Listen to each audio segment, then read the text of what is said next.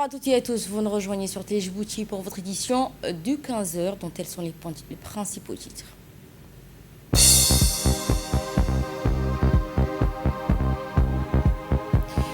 Le chef de l'État a reçu les lettres de créance du nouvel ambassadeur de la Somalie auprès de notre pays.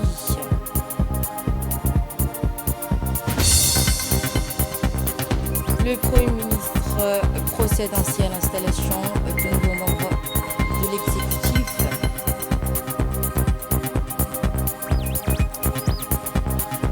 Le Pakistan transmet une proposition iranienne modifiée pour mettre fin à la guerre qui oppose les États-Unis à l'Iran. Bonjour à toutes et à tous et merci de nous avoir rejoints sur Télé Djibouti. Nous entamons ce journal avec le président de la République qui reçoit les lettres de créance d'un pays voisin.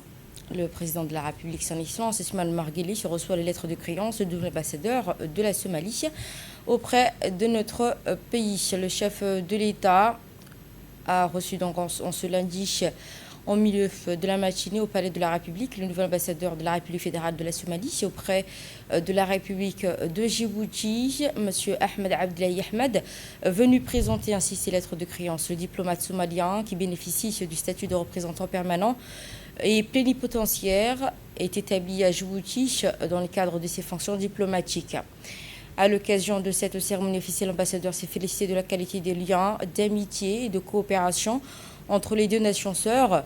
Il a rappelé les relations étroites et de longue date qui unissent la Somalie à Djibouti, saluant ainsi le rôle important joué par la République de Djibouti sous l'impulsion du président de la République, son Excellence Ismaël Omar Guelleh, en faveur de la stabilité de la coopération régionale.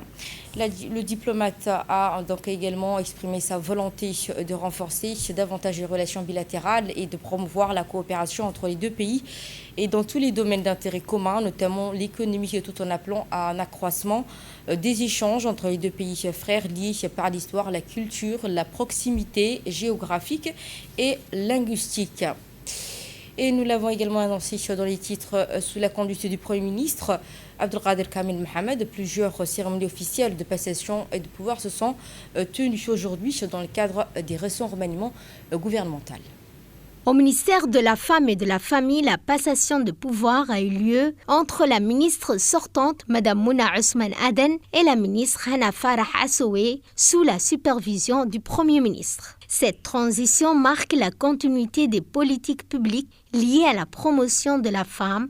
Au ministère de l'Énergie chargé des ressources naturelles, la passation de pouvoir a été effectuée entre M. Younis Ali Guedi et Dr Jama' Mohamed Hassan, toujours sous la conduite du Premier ministre. Ce département stratégique poursuit ses missions dans les domaines de l'énergie, de la valorisation des ressources naturelles. La passation de pouvoir au ministère du Commerce et du Tourisme a réuni le ministre sortant, M. Mohamed Ouarsama Dirié et M. Orbis Halaf Orbis sous la supervision du Premier ministre. Au ministère délégué chargé de la décentralisation, la passation de pouvoir du ministre sortant, M. Qassim Haroun Ali, et le nouveau ministre, M. Omar Hussein Omar, sous la conduite du Premier ministre. Au secrétariat d'État chargé des sports, la passation de pouvoir a eu lieu entre M. Hassan Mohamed Kamil et Mme Fatouma Ali Abdallah, toujours sous la supervision du Premier ministre.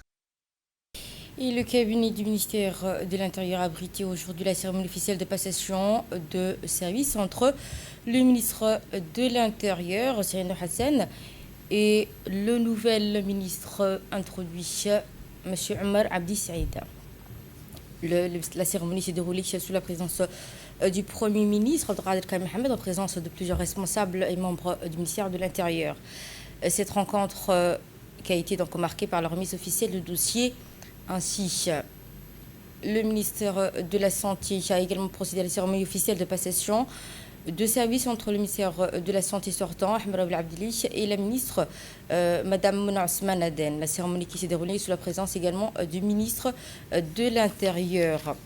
Le passation également de deux ministres qui ont eu ce matin au sein du ministère de l'Agriculture a été marqué par la passation des responsabilités entre le ministre sortant de l'Agriculture, de la Pêche et de l'Élevage, Mohamed Ahmed Awali, et le nouveau ministre Radouane Abdoulaye Bahdoun. Ainsi, cette cérémonie qui s'est déroulée en présence et supervision du ministre du Premier ministre. Cet événement qui s'inscrit dans le cadre de la continuité de l'action gouvernementale et de bon fonctionnement entre les ministres sortants et entrants. La cérémonie officielle de passation également entre les deux ministres qui ont effectué ce matin au sein du ministère des Infrastructures et de l'Équipement a été marquée par la passation de responsables entre le ministre sortant des Infrastructures et de l'Équipement, Hassan Mohamed Ibrahim, ainsi que le ministre entrant, Cyril Hassan.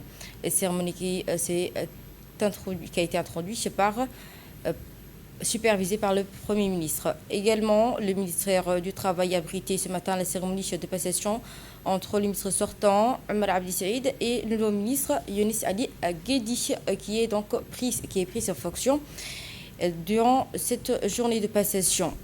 Également, sous la supervision du Premier ministre Abdelkader Kamel Mohamed, cérémonie officielle de passation de pouvoir s'est tenue aujourd'hui également au ministère de l'Environnement et du Développement durable dans le cadre de l'achèvement de l'installation de nouveaux membres à la suite de la publication du décret présidentiel.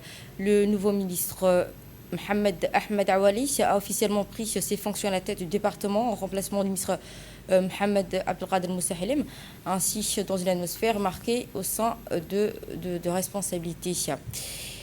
Les deux responsables ont réaffirmé donc leur engagement à assurer une transition harmonieuse et efficace conformément à cette journée. Au ministère de la Communication, une cérémonie officielle de passation également. Radouane Abdoulaye Bahdoun a donc donné sa place au ministre entrant, Mohamed Abdelkader Moussahilim, ainsi en changement de passation. Au ministère délégué chargé de l'économie numérique, le Premier ministre a également supervisé une cérémonie de passation. À cette occasion, la ministre déléguée Safia Mohamed Gadili a officiellement pris ses fonctions en remplacement de l'ancien ministre Mariam Hamadou. Cette cérémonie qui s'est déroulée en présence du Premier ministre. Ainsi, au ministère délégué chargé des investissements et développement durable du secteur privé, la cérémonie officielle de passation s'est déroulée donc sous la supervision du Premier ministre. Également, cette cérémonie qui s'est déroulée dans une sphère marquée par le sens de responsabilité et la continuité de l'action gouvernementale, reflétant ainsi la volonté des autorités publiques et d'assurer ainsi le fonctionnement des institutions et la stabilité de l'action administrative. L'association djiboutienne pour le développement et les activités mathématiques a organisé ce dimanche 17 au lycée de Djibouti la cérémonie officielle de remise des prix de la Coupe Adamat 2026. Un événement très attendu de la communauté éducative venu récompenser l'engagement et les performances des élèves impliqués tout au long de l'année et le club des membres du club Adamat. La compétition elle-même s'était déroulée le 15 mai au lycée de Djibouti, réunissant des élèves du niveau du collège. Commentaire. L'Association djiboutienne pour le développement des activités mathématiques Adamat a organisé dimanche 17 mai au lycée de Djibouti la cérémonie officielle de remise des prix de la Coupe Adamat 2026. Cet événement, attendu par toute la communauté éducative, a marqué un moment fort de reconnaissance du travail accompli tout au long de l'année scolaire par les élèves impliqués dans les clubs Adamat. La cérémonie s'est déroulée en présence du directeur général de Ruby Énergie Djibouti, du secrétaire général du ministère de l'Éducation nationale de la formation professionnelle ainsi que de l'inspecteur général de l'Éducation nationale. La présence de ces autorités a donné une dimension particulière à la manifestation et a confirmé l'importance accordée à la promotion des compétences scientifiques, notamment en mathématiques. La Coupe Adamat, elle-même organisée le 15 du mois au lycée de Djibouti, a rassemblé des élèves des clubs Adamat, aussi bien au niveau des collèges qu'au niveau du lycée. Cette cérémonie s'est déroulée en présence du directeur général de Ruby Énergie Djibouti, du secrétaire général de l'Éducation nationale de la formation professionnelle. Nous sommes heureux aujourd'hui de participer à la clôture des ateliers animés depuis toute cette année au sein du lycée de Djibouti par l'association Adamat. Cette association a pour but de promouvoir les mathématiques pour les collégiens et les lycéens en dehors de leurs heures de cours, et ce pour détecter les jeunes talents dans cette matière. Donc les meilleurs sont ainsi repérés à travers cette association. Mais on souhaite que tout le monde, tous les élèves qui sont intéressés par les mathématiques, qui se sentent bien, eh bien, puissent intégrer ces ateliers, participer de façon plus régulière et continue dans leurs établissements respectifs d'abord, et ensuite au lycée de Djibouti qui sera toujours là et accompagnera l'association Adam Mat. Voilà, je vous remercie, un grand merci à tous et bravo aux lauréats. Je vous propose de suivre à présent l'intervention du directeur de Rubis qui a participé à cette cérémonie de remise de certificats. C'est Mahmoud, directeur général de Rubis Énergie Djibouti. Aujourd'hui, on est fiers de participer à la remise des prix de la Coupe Adam Mat. Cette association, en fait, qui travaille dans l'excellence en fait, de mathématiques à Djibouti. On est, en tant que Rubis Énergie Djibouti, en tant que sponsor de cette coupe cette année en 2026, on est fiers en fait, de remettre le prix aux lauréats. Ce sont des jeunes en fait, qui sont travaillés pendant 8 mois pour arriver à devenir en fait, lauréats.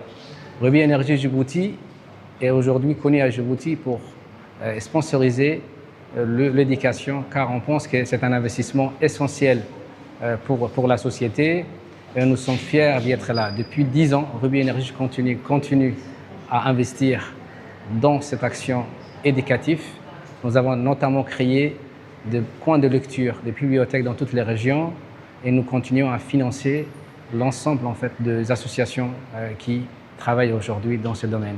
Je voudrais remercier l'association Adam Mathématiques et également féliciter les lauréats 2026 et remercier l'ensemble des encadrants, professeurs et parents en fait, pour cet événement. Merci beaucoup.